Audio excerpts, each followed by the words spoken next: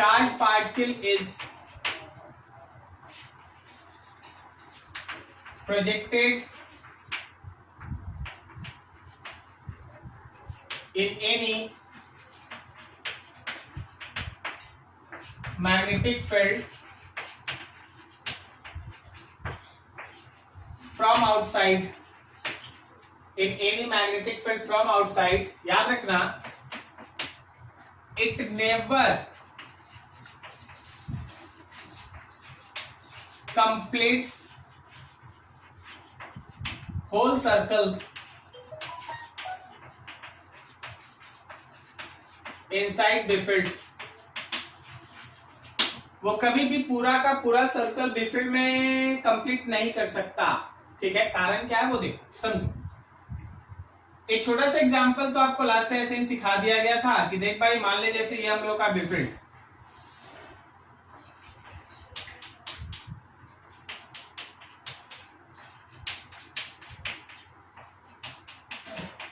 ये हमारे बिफिल्ड का रीजन है। अब अगर आप इसमें बाहर से किसी चार्ज पार्टिकल को v वेलोसिटी से थ्रो करते हैं बिफिल्ड है v, तो यार किधर सेंटर लेके उसके चारों तरफ घूमेगा और जहां बिफिल्ड खत्म होगा वहां से टेंजेंशियली बाहर आ जाएगा, सही है। ये जो पाथ होता है वो सर्कुलर होता है, जहां खत्म हो, इस पे बात हो चुकी है। अभी मान लो जैसे एक रीजन ऐसा बना, देखो थोड़ा सा बड़ा रीजन बना लेते हैं। अगला एग्जाम्पल,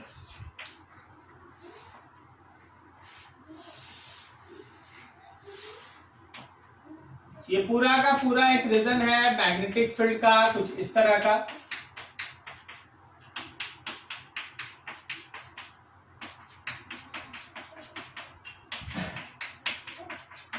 और हमें चार्ज पार्टिकल को इस डायरेक्शन में ऐसे थ्रो किए,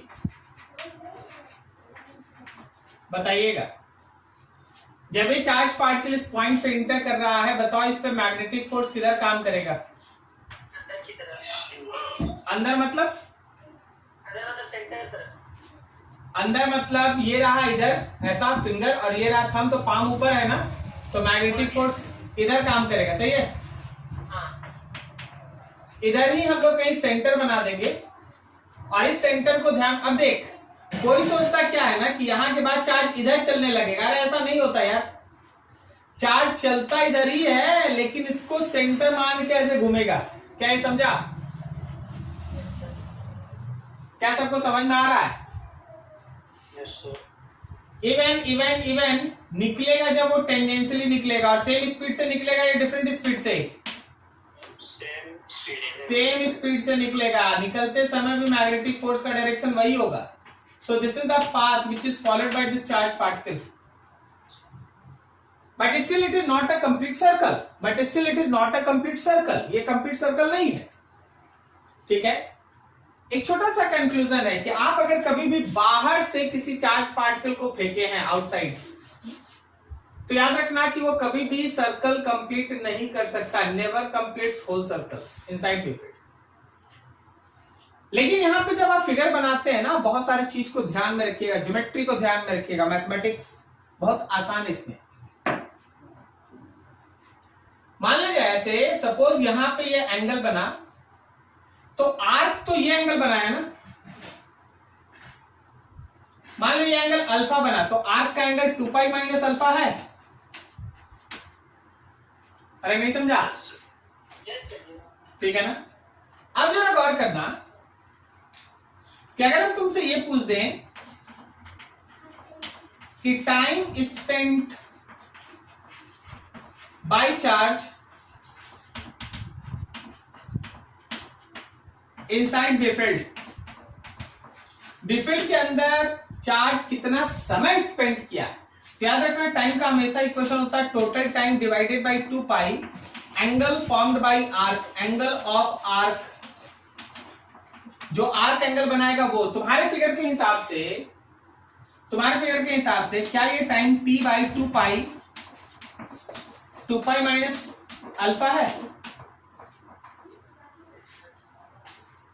अब कोई बोलता नहीं सर ऊपर वाला एंगल थीटा है, तो थीटा लिख ले यार, जो भी है तुमको एंगल ऑफ आर्क लेना है, इतना समय।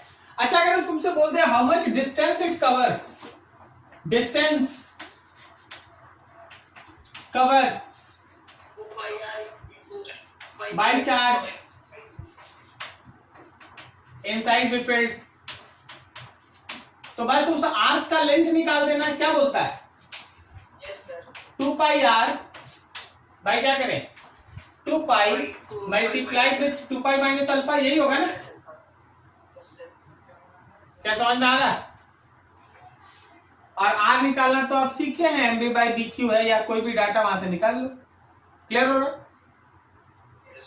ठीक। अच्छा जरा देखना तो इस फिगर को।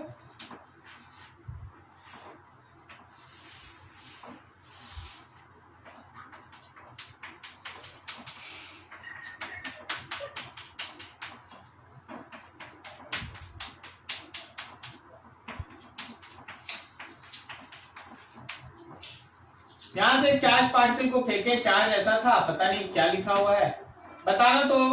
फोर्स किधर लगेगा? फोर्स इधर लगेगा। इधर मतलब ऊपर के नीचे? नीचे नीचे नहीं सर, ऊपर की तरफ लगेगा सर।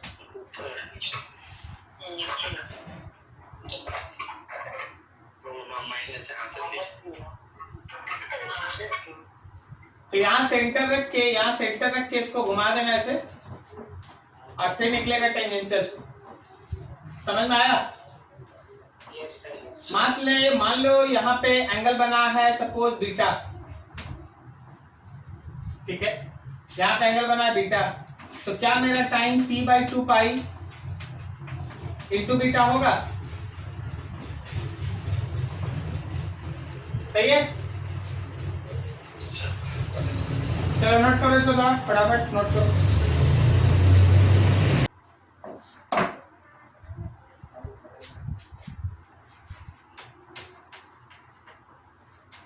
पोटेशियम का 2 आइसोटोप, एक 39 एक 40, ओके? ठीक है, दोनों का ये मास नंबर हो गया, मास नंबर दोनों का देंगे।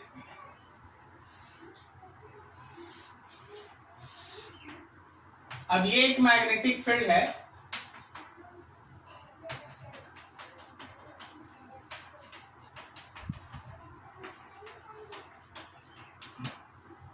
बेफील्ड है।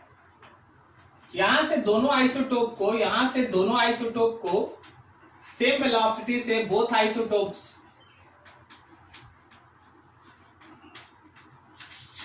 इंटर, और यहां पे आप K प्लस लिए, मतलब 1 यूनिट चार्ज है, हाँ K प्लस।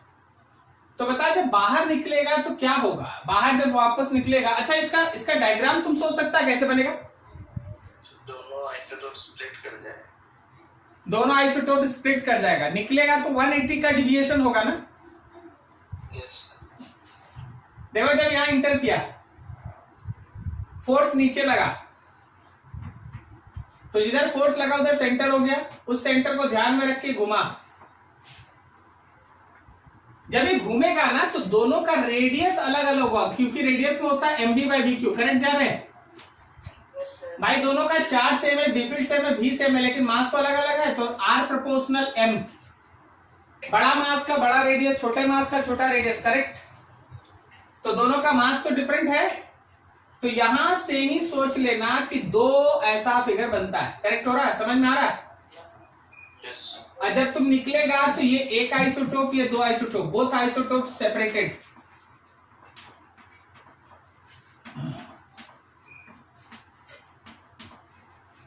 दोनों आइसोटोप एक दूसरे से अलग हो जाएगा। अब आप ही देखिए,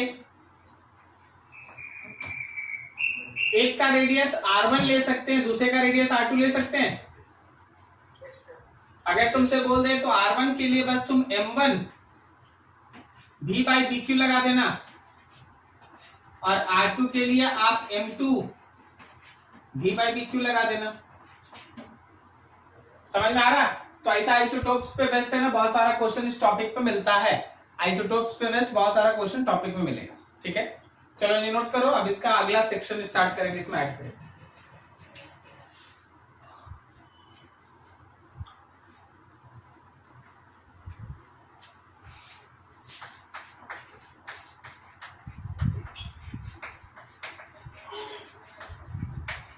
concept of motion of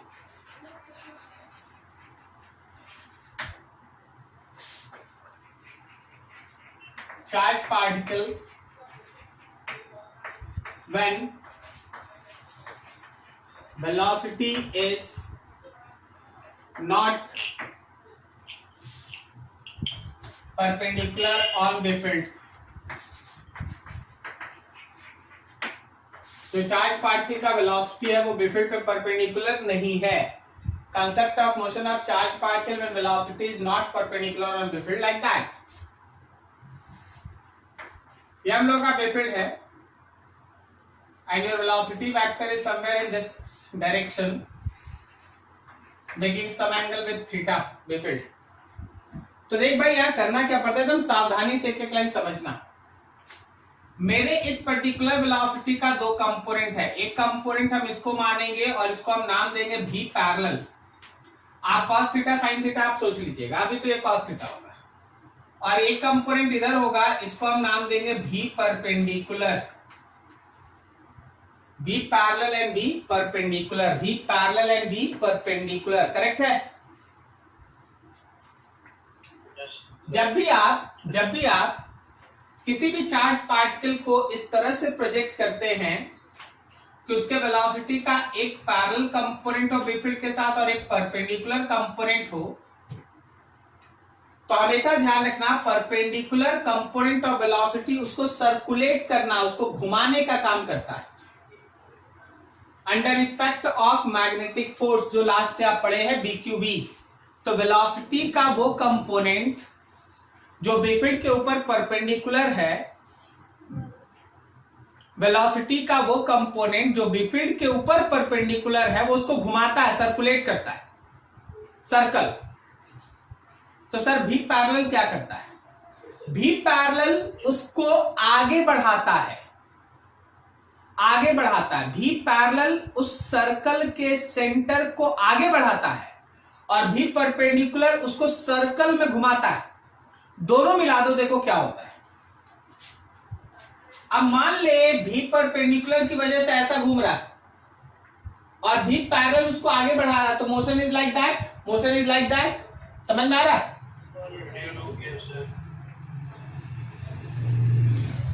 अभी दिख रहे हैं?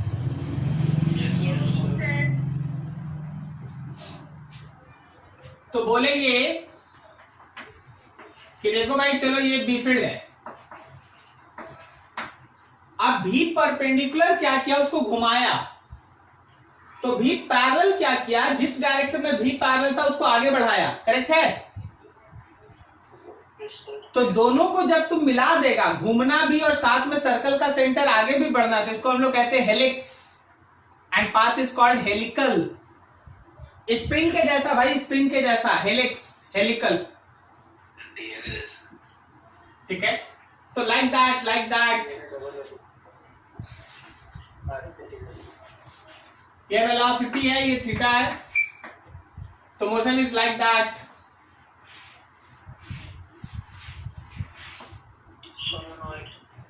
ठीक है? In this case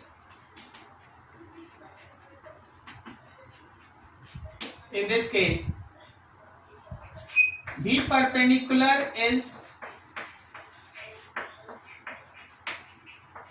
responsible for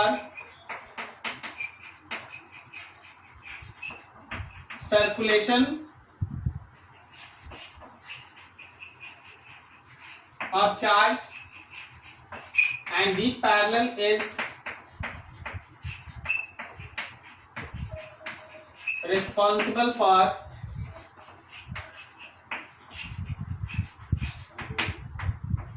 shift in position of center of circle. तो भी परपेंडिकुलर रिस्पॉन्सिबल था सर्कुलेशन के लिए, सर्कल में घुमाने के लिए, और भी पैरेलल रिस्पॉन्सिबल है शिफ्ट के लिए. दोनों मिला दो,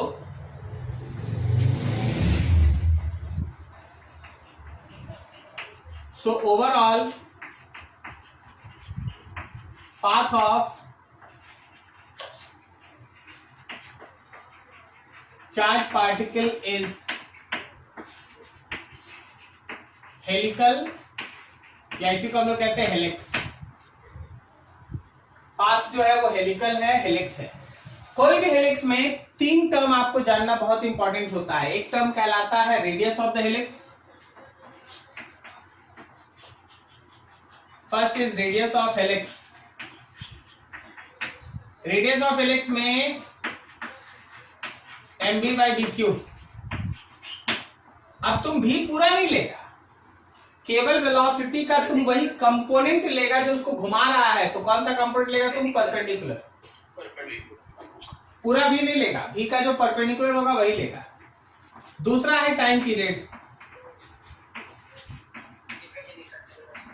टाइम पीरियड डिपेंड ही नहीं करता वेलोसिटी, तो सीधा इसको लिख दो 2πm/dq। 2πm/dq। और थर्ड होता है, क्या होता है थर्ड?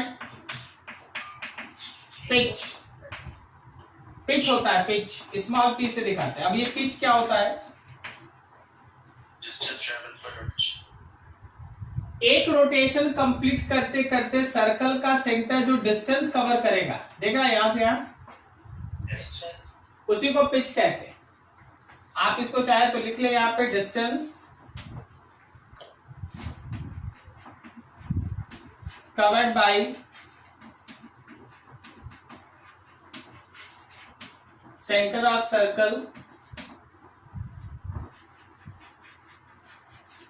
ड्यूरिंग वन टर्न, एक टर्न में, and that particular pitch will be equals to v parallel into time। क्या समझा? v का देख, इसको आगे कौन बढ़ा रहा है? इसको आगे बढ़ाने का काम तो v पैरेलल का है ना। yes, और एक सर्कल रोटेट करने में समय कितना लगेगा? t। तो क्या ये distance v parallel into t होगा? yes, ठीक है, तो पिच का वैल्यू होता है v parallel into t। Overall that path is called helical, helix कहते हैं। हेलिक्स का रेडियस डिपेंड करता है वेलोसिटी के परपेंडिकुलर कंपोनेंट पे, टाइम पीरियड पे कोई इफेक्ट नहीं पड़ता, और पिच डिपेंड करता है v पैरेलल पे। अगर आप पिच को और ज्यादा आगे डिकोड कीजिएगा तो कुछ और करना नहीं होता, v पैरेलल और टाइम की जगह पे 2πm/dq बस ये लिख दो। ये तो तुम ऐसे भी समझ रहा है, v पैरेलल into t। ठीक है, नोट करो बढ़िया से।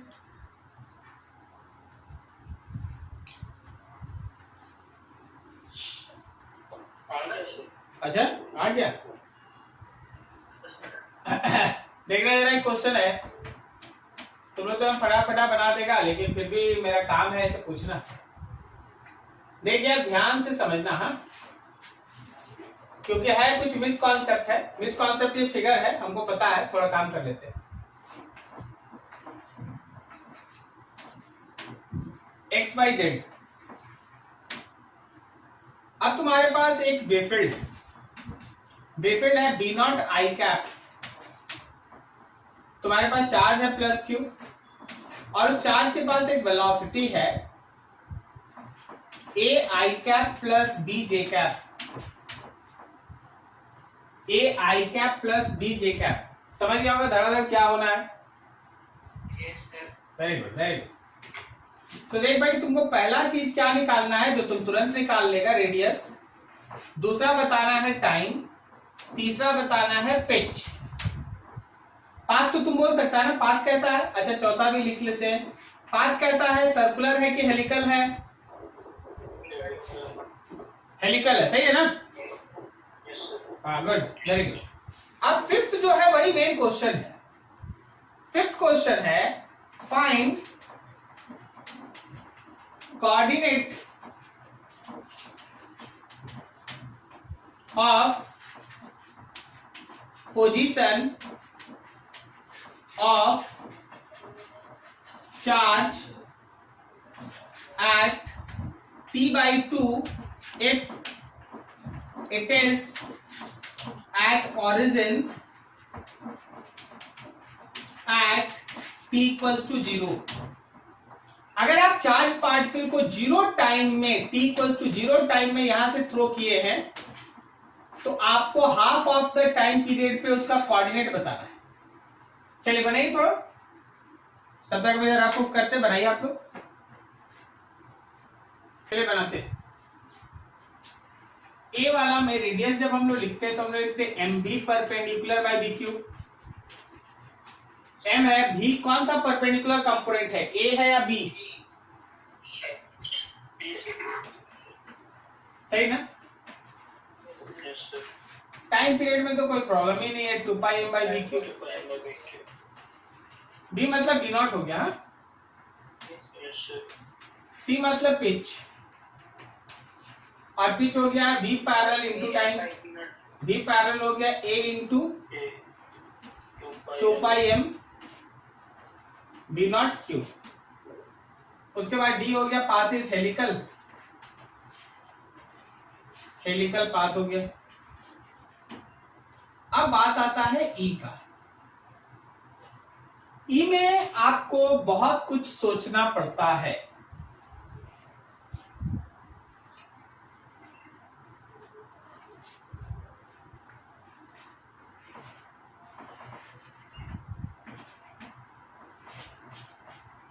ये एक्स एक्सिस है, ये वाई एक्सिस है, ये जेड एक्सिस है। आपका बी फील्ड है एक्स में, आपका वेलोसिटी जिससे आपको काम है वो है ये वाला कंपोनेंट, लेकिन वेलोसिटी इधर है। चलिए बी,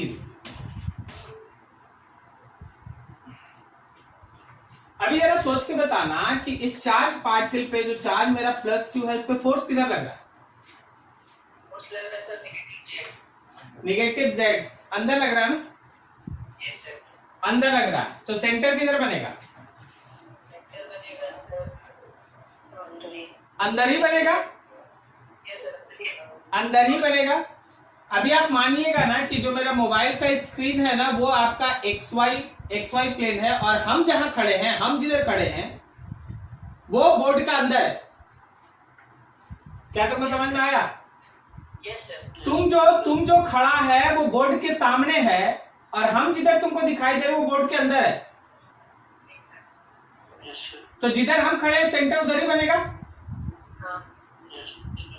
तो अब देख मोबाइल के एकदम स्क्रीन से चार्ज पार्टिकल को फेंके हम, हाँ, तो वो मेरी तरफ घूमना स्टार्ट करेगा कि तुम्हारी तरफ? मेरी तरफ। तो ऐसे निकलेगा, मेरी तरफ आएगा, मेरी तरफ आएगा, यहाँ सेंटर होगा, उस सेंटर को ऐसे क्रॉस करेगा, फिर नीचे जाएगा, फिर जाएगा तो तुम्हारी तरफ निकल जाएगा कि स्क्रीन के तक जाएगा कि तुम्हारी तरफ निकल जाएगा? गलत, तुम्हारी तरफ नहीं निकलेगा, प्लेन तक आएगा, इस स्क्रीन के प्लेन तक आएगा, फिर प्लेन से फिर मेरी तरफ आ जाएगा। हाँ बोलो। हाँ तो पूरा सर्कल कंप्लीट नहीं कर रहा है। क्यों नहीं कंप्लीट करेगा? बोलिए उदय बाबू, क्यों सर्कल कंप्लीट नहीं करेगा? क्या आप बाहर से बी फील्ड में फेंके हैं कि पहले ही से बी फील्ड था? तो देख, ऐसे बात समझना कि मोबाइल के प्लेन से चार्ज पार्टिकल घूमते हुए, हम इस कोना पे दिखा रहे, कोना से, ठीक है, मोबाइल के प्लेन से चार्ज पार्टिकल घूमते हुए मेरी तरफ आया, सेंटर से घुमा, नीचे से आया, फिर मोबाइल के प्लेन को टच किया, फिर घुमा, फिर मोबाइल के प्लेन को टच किया। हम यही बोल रहे थे कि फिगर ही मिसकॉन्सेप्ट है। हम तुमको बोल, नीचे वाला पोर्शन उसके नीचे जाएगा कि नहीं? हाँ दिखा रहे हैं, रुक जा, दिखा रहे हैं। X Y Z figure is like that। बोले वाह सर, हम समझ गए। यहाँ पे देख, पता है गलती क्या है? गलती ये है कि आप ये सोच रहे हैं कि ये लाइन इसके बीच से गुजर रहा है। क्या सही है? आप ये सोच रहे हैं ना? ऐसा हो नहीं रहा। हो क्या रहा कि ये पूरा का पूरा चीज बोर्ड के अंदर है। क्या बोलता, समझा? माइनस जेड में इसका कोई भी पोर्शन, कोई भी सिंगल, इस लाइन का एक भी हिस्सा प्लस जेड में नहीं है। इस लाइन का एक भी हिस्सा तुम्हारे घर में नहीं है। मतलब समझा? मोबाइल की स्क्रीन से निकल के तुम्हारे घर में नहीं है। सब किसके घर में है? सब किसके घर में है? मेरे घर में, सब मेरे घर में। ओके, ठीक है, सब मेरे घर में। तो याद रखना कि अब तुम इमेजिन कर सकता है कि हाँ, जो हो रहा है इनसाइड द प्लेन हो रहा है, जो हो रहा है इनसाइड द प्लेन हो रहा है, मेरी तरफ नहीं आया कुछ। अब सोच कि जब वहां से चार्ज चला था तो तुमको एक सर्कल में फिर से देख, हम टाइम लिखते समझना, यहां चला t इक्वल्स टू 0, पता है, फिर से घूम के यहां टच किया होगा तो ये t हो गया होगा, फिर से घूम के यहां टच किया होगा तो एक और t हो गया होगा, फिर से घूम के यहां टच किया होगा तो एक और t हो गया होगा। तो भाई t/2 में कहा था, t/2 में क्या वो देख, अब t/2 में क्या है, पहले ये ऊपर गया y बढ़ा बढ़ा बढ़ा, सर एकदम सामने में होगा उसके। एकदम सही बोल रहा, जैसे ऐसे देख फेंकने के बाद t/2 में t/2 ऊपर गया बढ़ा बढ़ा बढ़ा बढ़ा बढ़ा, फिर यहां का मतलब है कि फिर से वो प्लेन में आ गया है।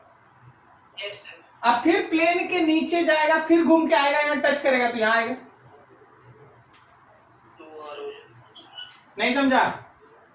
यस सर समझ गया। नहीं बहुत कोई है, देखो इतना सिंपल नहीं है, सब कोई सोचो, हम बोले ना कि 4 दो तो आप ऐसे ही बना लीजिए। क्या आपको समझ में आ रहा है? तो चलिए, जब अगर आप समझे हैं तो हमको है ना तीनों कोऑर्डिनेट अभी आप बात करके हमको बताइए क्या x कोऑर्डिनेट, वेट x0 क्या होगा, आगे नहीं बढ़ा है क्या? यस सर आगे बढ़ाएगा। तो v parallel into t/2 x होगा। Yes sir. अरे यार आगे बढ़ा है ना। y कितना होगा? 0 होगा। z कितना होगा?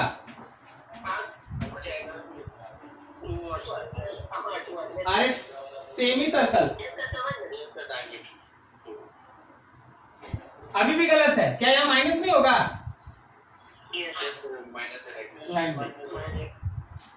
तुमने समझ गया? Yes sir.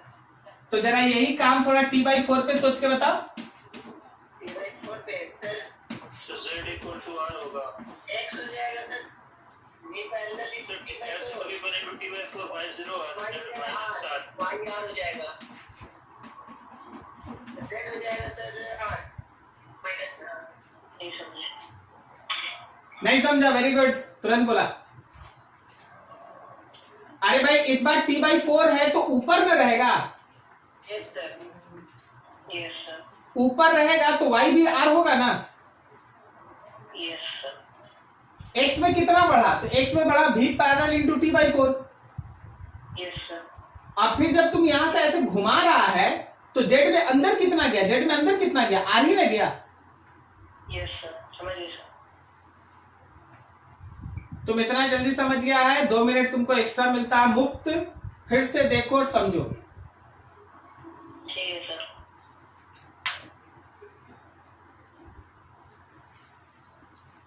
देख वो एक्सिस तो कभी कोई फोर्स क्रिएट करेगा नहीं ना, जो हम लोगों का इसके साथ पैरेलल होता है, तो x वाला तो काम खत्म ऐसे ही। यस सर y और z। हाँ y और z हो गया, तो हम लोग इसको ऐसे नहीं बनाएंगे ना, फिर उसको हम मैथमेटिकली तुमको ऐसे ले आके दिखा देंगे कि force is equals to q times of v cross b। अब क्रॉस प्रोडक्ट से जाने लगेंगे, जब क्रॉस प्रोडक्ट लाएंगे तो मेरे फोर्स का यहाँ 3 कंपोनेंट होगा, x होगा, y होगा, z होगा, समझे? Yes sir. अब फिर हम x को लेके अलग से सोचेंगे, y अलग से, z सोचेंगे, जो रहेगा सोचेंगे। फिर मोशन इतना सिंपल नहीं होता, ये 2 डायमेंशन के लिए है हेलिक्स।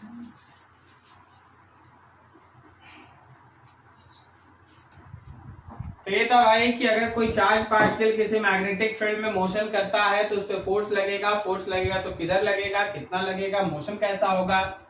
अगर वेलोसिटी पूरा का पूरा बिफील्ड पे परपेंडिकुलर है तो पाथ केवल सर्कुलर होगा, लेकिन अगर वेलोसिटी बिफील्ड के साथ कुछ एंगल बनाता है अदर देन 0 और 180 तो पाथ हेलिकल होगा। ठीक है, 90 डिग्री एंगल होने पे पाथ केवल सर्कुलर होगा और 90 डिग्री छोड़ के कोई और एंगल होगा तो वैसे केस में पाथ हेलिकल होगा। हेलिक्स के केस में टाइम पीरियड, रेडियस, पिच, इन सब का डिस्कशन हो चुका।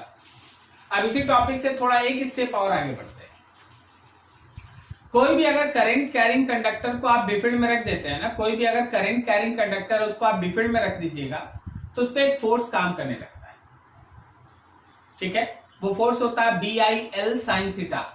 आज हम लोग उसका डेरिवेशन करेंगे, अगले दिन उसका न्यूमेरिकल में जाएंगे। तो देखिए हम लोग क्या सीखने जा रहे हैं।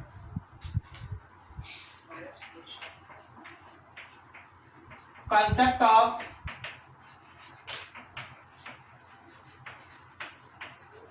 Magnetic force acting on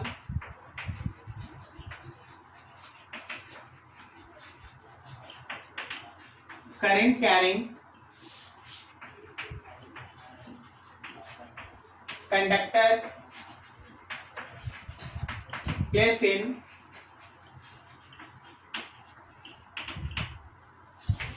magnetic field.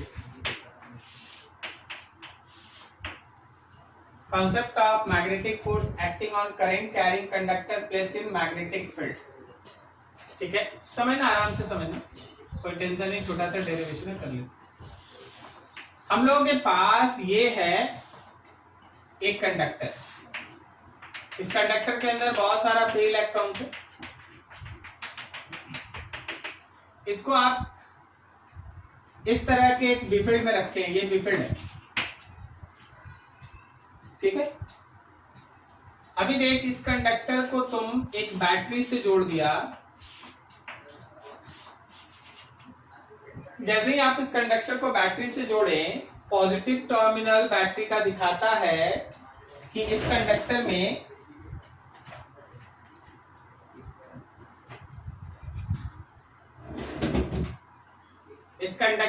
Left से राइट की तरफ एक करंट फ्लो करना स्टार्ट किया, आई। अच्छा, अगर करंट लेफ्ट से राइट की तरफ जा रहा है तो जो इसके अंदर का फ्री इलेक्ट्रॉन्स होगा, क्या वो ड्रिफ्ट करेगा लेफ्ट की तरफ? सही है, इलेक्ट्रॉन्स है। तो हर एक इलेक्ट्रॉन एक चार्ज पार्टिकल है और बिफिल्ड है, एक वेलोसिटी है, तो क्या उन पे फोर्स लगेगा? During flow of current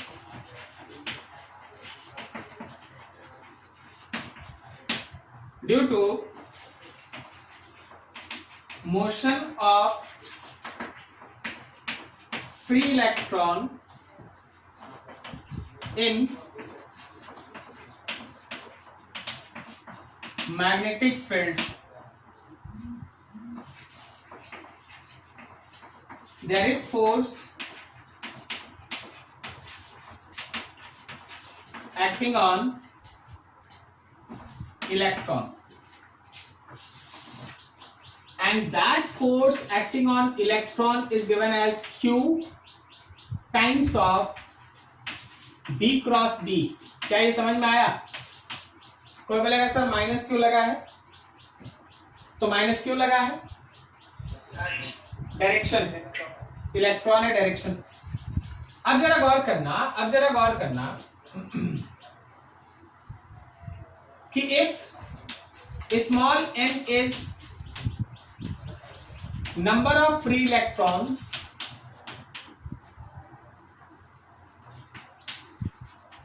per unit volume, therefore F total, जो टोटल फोर्स लगेगा या F नेट, क्या हम लोग लिख सकते हैं number of free electrons into force on one electron. ये इलेक्ट्रॉन, एक इलेक्ट्रॉन पे लगने वाला फोर्स। अरे भाई, जितना भी फ्री इलेक्ट्रॉन होगा सब पे फोर्स का तो डायरेक्शन एक ही रहेगा ना,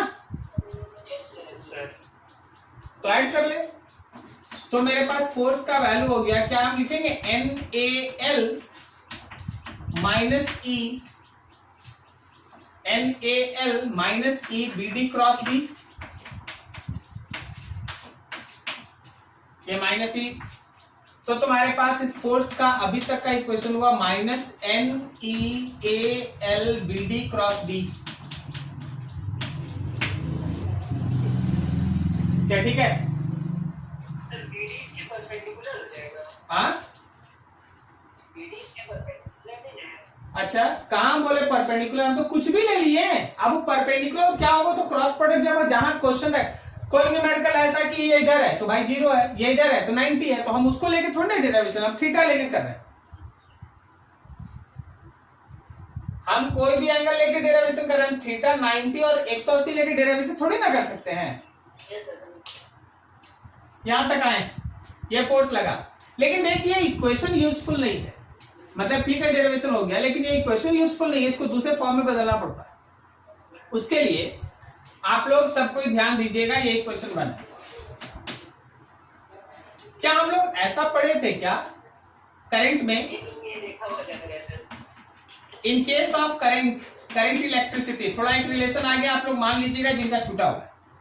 आप पढ़े VD is equals to I by NEA, याद आया? Yes sir.